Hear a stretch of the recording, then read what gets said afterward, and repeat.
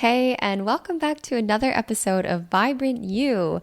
Today, we are tackling two of the most common gut imbalances that I see in my practice as an integrative health practitioner.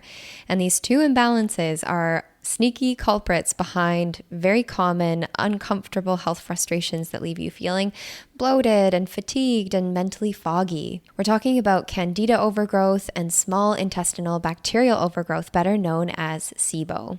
So if you yourself have been struggling with persistent digestive troubles or unexplainable brain fog or feelings of discomfort in your body, or you suspect or you've been diagnosed with something like Candida or SIBO, first of all, I want you to know that you're not alone. And second of all, that I've got your back, that this episode right here is truly for you to help you heal in the most effective way. We're talking about what Candida and SIBO really are and how to know if Candida or SIBO may be an underlying root cause imbalance behind your digestive issues. And I'm going to share with you a crystal clear path to digestive healing. You're going to learn the 5 key elements of what's really needed for a successful Candida or SIBO protocol and the 3 phases to healing. So if you've been struggling with gut issues like this for a while, this episode is really the answer to your prayers.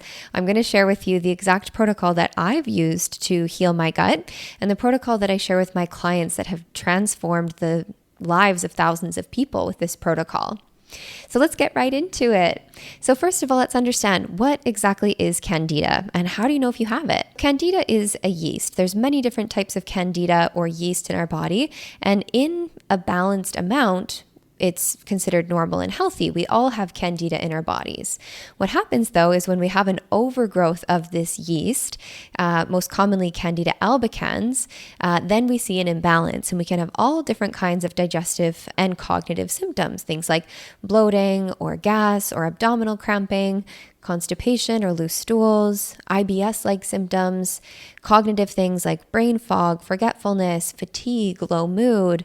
We may experience what we call oral thrush or a white coating on the tongue, especially when you wake up in the morning. If you're prone to vaginal or genital yeast infections, recurring urinary tract infections, sinus infections, or chronic nasal congestion, things like skin rashes, acne, eczema, any sort of nail fungus, if you've ever had yellowing of the nails, or a lot of fungal ear infections, joint pain, dandruff, all of these can be symptoms of an underlying imbalance of Candida. And oftentimes, a lot of the digestive issues that I see in my practice, it can boil down to this imbalance of yeast. Now, let's look at the other possibility here, which is SIBO, also known as small intestinal bacterial overgrowth. A lot of the symptom picture of Candida and SIBO remain the same. SIBO can look like loose stools or diarrhea, running to the toilet after meals. It can be constipation, but constipation will more be from inflammation. You may notice that when you go to the bathroom, you have really skinny stools, like not nice, big, plump, banana-like, right? But they can be quite thin or feel a felt sense of incomplete. You're like, when you go to the bathroom, you don't feel totally satisfied, we could say. So again, those IBS-like symptoms, nausea, a lot of bloating, a lot of gas, especially 1 to 2 hours after you eat when the food, hits the small intestine. Abdominal cramping, especially around the navel.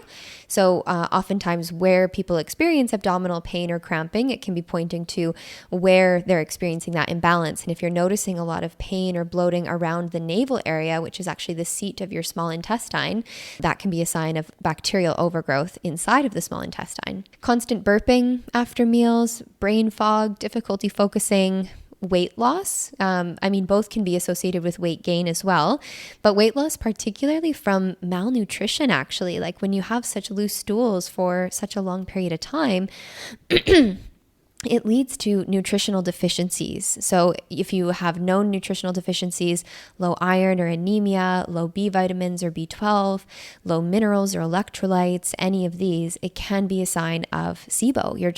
The food is going too quickly through your system because of the overgrowth of bacteria, causing those loose stools. You're not absorbing all of the nutrition from your food or even the supplements that you're taking. So it's harder to get those nutritional deficiencies up when we experience something like SIBO.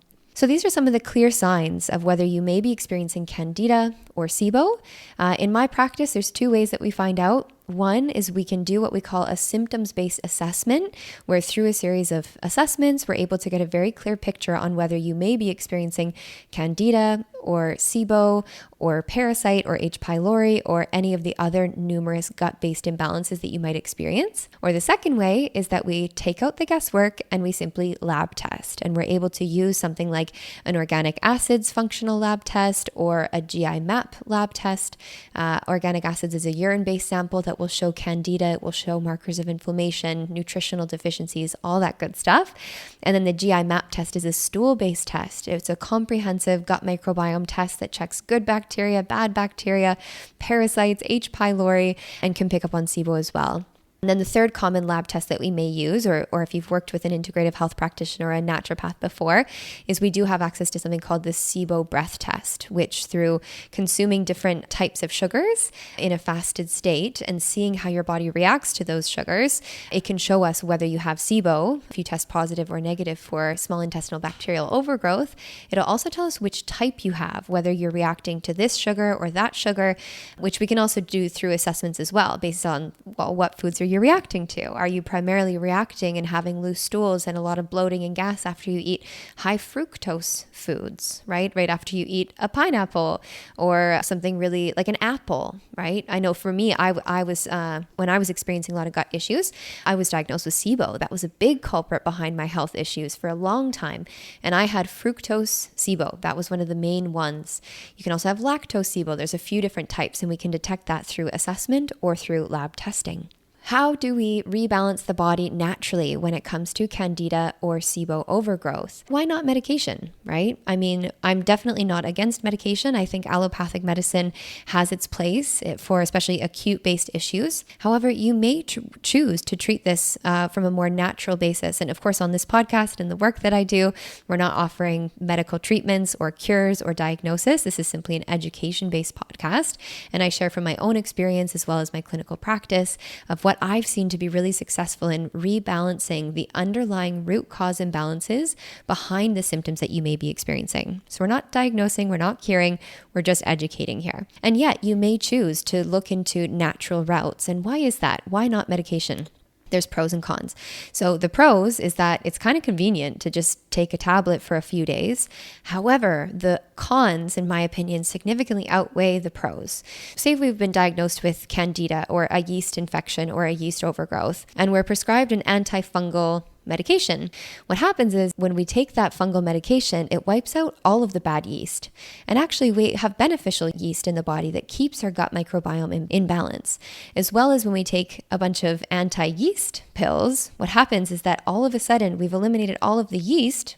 Good thing, right? And yet all of the bacteria inside of our gut now, good and bad bacteria, now have so much more food that the Candida was eating up before. The foods that we eat, they feed bacteria and yeast inside of our gut. And when we pull out all of the yeast, good and bad, all of the good and bad bacteria now have so much more food and they start to thrive and proliferate. And now we don't have a Candida overgrowth, but we have a bacterial overgrowth. So our symptoms don't change.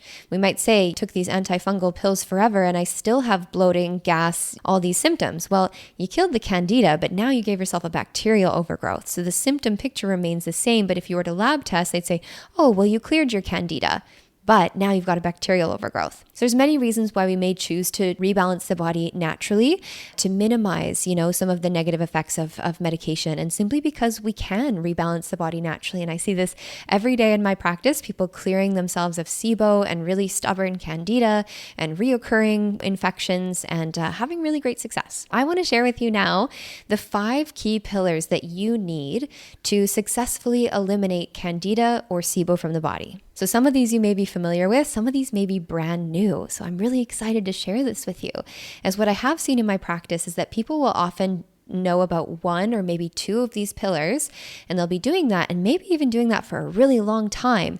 They may feel a bit of symptom relief, but they're not actually rebalancing at the root cause level. So let's get into it. Number 1 pillar for eliminating Candida and SIBO once and for all is to work with something called a low FODMAP diet. What is a low FODMAP diet? FODMAP stands for fermentable oligosaccharides, disaccharides, monosaccharides, and polyols. So these are all really fancy words speaking to the chemical names of 5 different naturally occurring sugars that feed ultimately Candida and SIBO and can be a culprit behind a lot of the symptoms that you're facing. Working with a low FODMAP diet that is reducing temporarily, and I want to really emphasize the temporary part, is the goal of a Candida or a SIBO protocol is not to avoid foods the rest of your life. Because if you are eating like low FODMAP, it is a bit of a restricted diet temporarily, where we are pulling out of a lot of those key foods that are feeding and strengthening and populating that overgrowth of bacteria and pathogens. It's not a diverse, wide range of foods and vegetables, and it doesn't have a very wide profile of nutrition. So I've worked with people that have been on low FODMAP for years to manage their symptoms, but we're not actually addressing why they're having the symptoms to begin with. Low FODMAP is helpful, but we want it to be a means to an end. This is not a for everything. This is a 4 to 8, maximum 10-week situation that we're working with, pulling out some of those key foods, and then we'll have a nice reintroduction phase of those higher FODMAP foods one by one, to help your body see which foods you may still be reacting to, which ones you're not. And ideally, through healing the gut, we should be able to digest a wide variety of foods without having a crazy bloat and brain fog and symptoms from the foods that we eat. What I really want you to remember is that low FODMAP diet alone is not going to clear your Candida and your SIBO. If you're only eating low FODMAP, you'll be on low FODMAP forever and ever until you actually kill and clear the bacteria and the yeast overgrowth that is causing you to react to higher FODMAP foods. That brings me to the second pillar of clearing Candida and SIBO for good, and that is detox pathway support. In order for us to not only kill off, which we'll get to in a sec, not only kill off this overgrowth of Candida or bacteria, we really need to be able to clear these things out of the body. And we do that through detox pathway support, which is basically supporting all of our body's natural detox pathways, our organs of elimination. So the skin through sweat, the kidneys through urine, stool through the gut, lymphatics, right? All of these are our natural detox pathways. And our job is to do some nutritional support, some detoxification protocols and practices to basically help your body do detoxification as best as it possibly can. So the main way that I recommend this phase or this pillar of Candida and SIBO clearing for my clients is to do something that we call a functional medicine detox, which is a 7, 14, or 21 day functional medicine detox that really gives your liver, your primary organ of detoxification, everything that it needs to do its job really, really well. So it's giving your liver everything that it needs to do what we call phase 1 and phase 2 of liver detoxification, which is just a fancy way of saying how your liver detoxifies the body as an organ. We're giving the liver everything that it needs nutritionally, right? So all the B vitamins, all the antioxidants, all of the amino acids, and all of the things that it needs to do that process really intelligently and really effectively. And we may add in, things like additional support, like dry brushing to support our lymphatic system, or self-massage to support our circulatory system, or sauna to support our sweat, or Epsom salt bath to support sweat detoxification. So this is a key pillar. And what I find is that when someone goes directly onto the anti-Candida diet and anti-Candida herbs and antifungals, or even, pharmaceutical drugs to eliminate these things, is that we often tend to have big reactions because we're just all of a sudden killing things off, but not eliminating it effectively. And as these bacteria and yeast die off, they don't go down without a fight. And we may experience, when we go straight into antimicrobial herbs and the diet and all these other pieces, is that we have big reactions. We call them Herxheimer reactions or die-off symptoms, which is basically an intoxication of when these bacteria and yeast are dying off, they release chemicals and toxins as they die off that float around throughout our body and increase for a moment our level of brain fog, increase our bloating. As they die off inside of our gut, they produce all this gas, which can feel like bloating and gas inside of our body. And we think, oh, I'm reacting to the foods that I'm eating. Even the low FODMAP isn't working. But meanwhile, it's just your body unable to detoxify those things as we're killing them off. So I can't emphasize this part of your healing protocol enough, having detox pathway support, do a functional medicine detox. It's going to make that kill phase of actually killing off those bacteria and yeasts so much more gentle for you. My goal with clients is, sure, you may have a little bit of discomfort for a day or two, but the goal is that you feel better and better every single day. You should never on a health protocol have to miss a day of work or miss out on life because you're feeling so unwell because of your health protocol. You should be feeling better and better every day. So that's the goal. If you'd like to incorporate this phase into your healing, maybe you have some tools on how to kill off SIBO or Candida and you're having a flare up, my highest recommendation is do a functional medicine detox. And that's exactly what I teach you how to do inside of my Radiant Health Detox course. I share what it is, why we do it, how to do it, and how to get the most benefit from it. And I also share a lot of extra detox pathway support practices and self-care rituals in addition to the detox to support your detoxification protocol. So I will link up the Radiant Health Detox course below. It's affordable, it's easy, it's simple. Thousands of people have gone through this program and programs similar, and you're going to get so much out of it. So we'll link that up in the show notes below. Pillar number 3, when it comes to clearing SIBO and Candida effectively, is going to be antimicrobial herbs. Antimicrobial herbs are essential. And again, if you're just doing diet alone, you're going to be on low FODMAP diet for the rest of your life because we're not actually killing off the bacteria and the yeast that are causing you to react to those foods to begin with. With SIBO, knowing which type of SIBO you have, whether it's methane or hydrogen dominant, I work with my clients to either assess through symptoms-based assessments based on the foods that you're reacting to identify whether it's methane or hydrogen dominant, or we lab test to take out the guesswork and make it really easy for ourselves. Knowing which type of SIBO, we might offer different recommendations based on the type, but overall, we want to work with herbs, antimicrobial herbs and antifungal herbs that are things like neem, oregano or oil of oregano, grapefruit seed extract, berberine, allicin, from garlic. Garlic actually isn't that great because it's quite high FODMAP and a lot of people with SIBO or Candida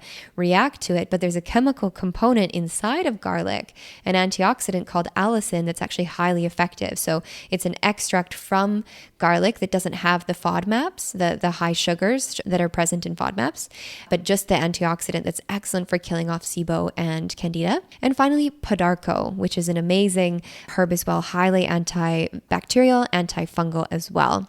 Now, when it comes to antimicrobial herbs and antifungal herbs, oftentimes we will use both antibacterial and antifungal herbs at the same time. Say you had SIBO, small intestinal bacterial overgrowth.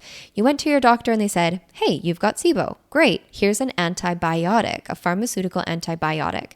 You take that antibiotic, you kill off all the bacteria, and then you get a yeast overgrowth because you killed all the good and bad bacteria that got wiped out with the antibiotic, antibacterial. Now the yeast have so much more food to overgrow and proliferate. The symptom picture remains the same, but now instead of a bacterial overgrowth, you've got a Candida or a yeast overgrowth. How I normally work with my clients is regardless actually whether it's a fungal overgrowth in the intestines or a bacterial one, we actually use antimicrobial herbs that are both antibacterial and antifungal at the same time to prevent that from happening. We're working with both at the same time to keep yeast and bacteria in check at all times. The interesting thing and what I have found to be most, I'm giving you everything here, you guys. I'm sharing exactly what I did for myself, exactly what I do in my practice. Now, we actually want to, when it comes to these antimicrobial herbs, we actually want to change the formula month by month. For example, there's really great formulas on the market, and definitely I want you to work with a really high quality functional medicine, therapeutic grade supplements that have adequate dosages and no funny business and really therapeutic grade of supplements. But what I found is that if we're, just like our body can become resistant to antibiotics, right? They'll say, even doctors will say, don't take antibiotics too frequently because your body can become resistant to them, making them less effective in your body over time. And if you ever had a dire bacteria, you want antibiotics to be able to work and be effective because it could be a life or death situation. Actually, the same thing goes with herbs. It's less of an intense effect. However, these pathogens or bacteria or yeast inside of our body can actually also become resistant to herbal antimicrobial agents. You've done the herbs. You've taken turmeric and ginger and allicin and neem and oregano and grapefruit seed extract. You've done that, but you did that for a month or 2 months or 3 months straight. And you only did that then we may actually not fully be able to clear it because those bacteria or yeast may become resistant to those herbs. So my recommendation is actually to switch the formula each month for a period of 3 months. It's not a big deal. Like when people think, oh my God, a 3-month protocol to heal my gut, that's forever. I can't eat low FODMAP forever.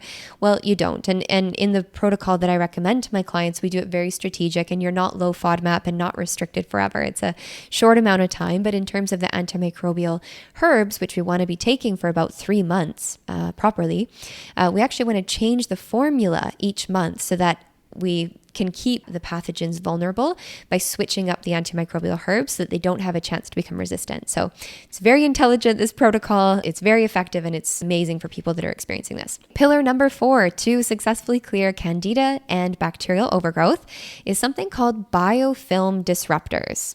So what is biofilm? So biofilm is a sticky matrix, this mucousy sticky matrix produced by pathogens and microorganisms inside of the body. It's like this little house. They create this encasing or this matrix around them that basically keeps them hidden away and protected from our immune system, which is why our immune system doesn't just kill it off because it's in hiding. Literally, it creates this home of biofilm around the microorganism or the bacteria so the immune system can't enter in and actually kill the cell wall of the bacteria or the yeast cell. And so what we need is something called a biofilm disruptor, which is basically going to break up that biofilm that the bacteria or the yeast is living inside of so that those antimicrobial herbs or pharmaceutical drugs can actually enter in to the cell wall and kill off that pathogen. So this is another thing that in Western or allopathic medicine that I often see missing is that they'll give you some antifungal drugs or antibiotics, but they're not actually giving you a biofilm disruptor to break that down.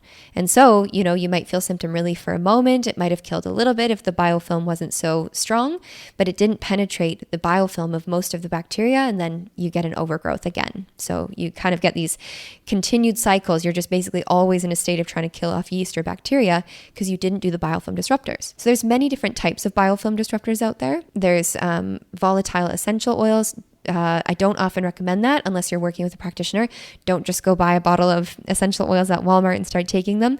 There's therapeutic grade volatile essential oils. I'm not talking about even the most common brands that you see on the market today. I actually don't even recommend those. I'm not going to say names, but there's companies out there that are recommending ingesting essential oils. And in therapeutic practice, we're very strategic. It's combined with certain other products and oils to make it digestible, very, very high quality. But the main type that I actually use is not essential oils. That's one possibility. The main one that I use is actually a product of enzymes. So enzymes that help to break down that biofilm. So similar to digestive enzymes, if you've ever heard of those, that break down food, right? A biofilm disruptor is an enzymatic product that break down and destroy that Candida or bacterial overgrowth's resilient protective coating. That's what I recommend to my clients is a enzymatic biofilm disruptor. And even that, we switch the formula each month so that the bacteria and yeast don't become resistant and continue to break down the biofilm for that 3-month period. Okay, and then finally, the 5th pillar of your yeast and Candida and bacterial overgrowth protocol is going to be probiotics. So probiotics are a wonderful thing, and they're a bit mysterious when it comes to health unless we've really studied probiotics and how they work. So probiotics, we want to be working with in this protocol key strains of probiotics at key stages of our healing. So we want to repopulate the gut microbiome with good bacteria and beneficial yeast during and after the elimination of the Candida and the bacterial overgrowth. However, we do not want to just be going to our local Walmart or our local pharmacy or even our local health food store and just randomly start taking probiotics, because the truth is that taking the wrong probiotic at the wrong, or even the right probiotic at the wrong time, or the wrong probiotic altogether, will actually do more harm than good. There's probiotics on the market that in a healthy person's gut can be beneficial for daily maintenance of overall digestive and gut health. However, if you have a bacterial or yeast overgrowth and you start taking even all these good bacteria, it's just going to feed the bad bacteria and cause more loose stool, more bloating, more gas. So if you've ever taken probiotics, you're like, oh, you think, okay, what's the number one thing to do for my gut health? I have bloating and gas. You go on Google, what do I do for my bloating? And it says, oh, take probiotics, eat a lot of fiber. These are the worst things that you can be doing. Don't take Google's advice, you guys. Don't use chat AI advice. Please work with a practitioner, because even though those things can be good for the general population, if you have an overgrowth, it's just going to feed the bad guys. So we need to be very strategic at the timing and the types of probiotics. Often we'll start with the first month with just actually not even a probiotic, but a beneficial yeast. So not a beneficial bacteria, which is what a probiotic is, beneficial bacteria. We'll actually start with a beneficial yeast, something called Saccharomyces boulardii, which is a strain of beneficial yeast that really acts as like a placeholder, or it takes up the seats of the bus inside of our intestines so that the bad yeast can't sit down. It makes them a little bit more vulnerable to be eliminated with the biofilm disruptors and the antimicrobial herbs and whatnot. In the second month, we might go into something called lactobacillus, acidophilus, and lactobacillus.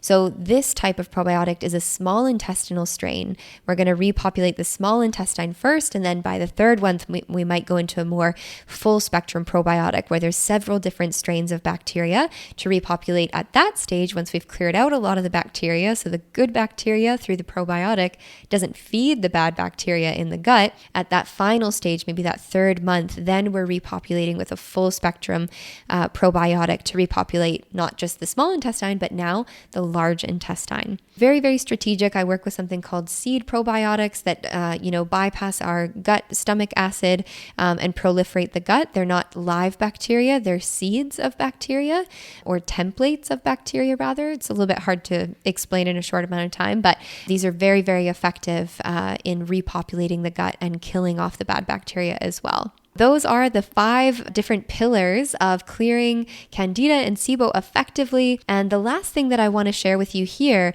is the 4 phases of killing off bacteria and Candida overgrowth. Phase number 1 is ready. Okay, so this is our prep phase. This is where we do the functional medicine detox. We get ready. We get our body prepared, ready to go for the deeper work. We do that functional medicine detox. We do the detox pathway support, things like dry brushing, sauna, making sure that we're pooping, peeing, sweating effectively every single day. That's phase 1, get ready. Phase 2 is reduce. So here we're actually reducing the amount of bacteria and yeast inside of our gut. We call this as well the kill phase.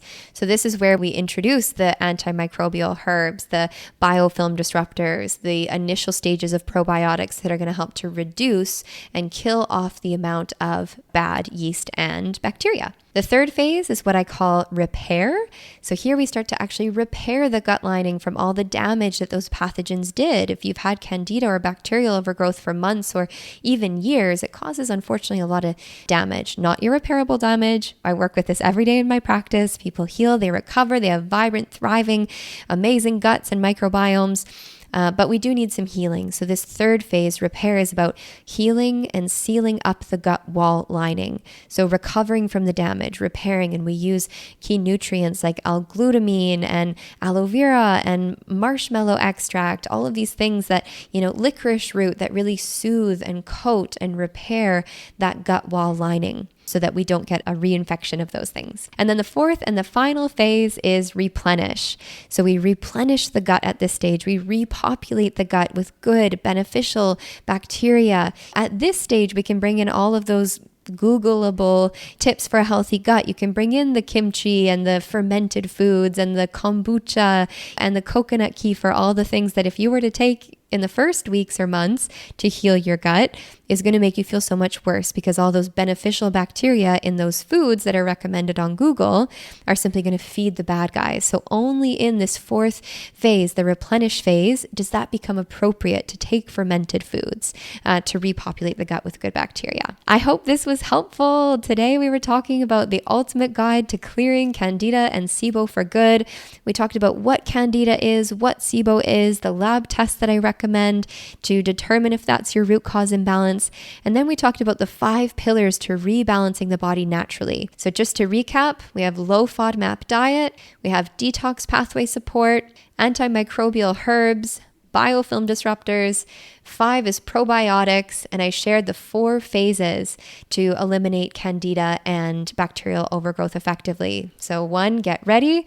2, reduce. 3, repair, and 4, replenish. So I hope this was helpful. If you yourself are struggling with digestive issues or you're looking to optimize your gut, I'd love to invite you inside of my Heal Your Gut program, where I share with you everything you need to know, and I walk you through this protocol customized to you and your unique digestive issues.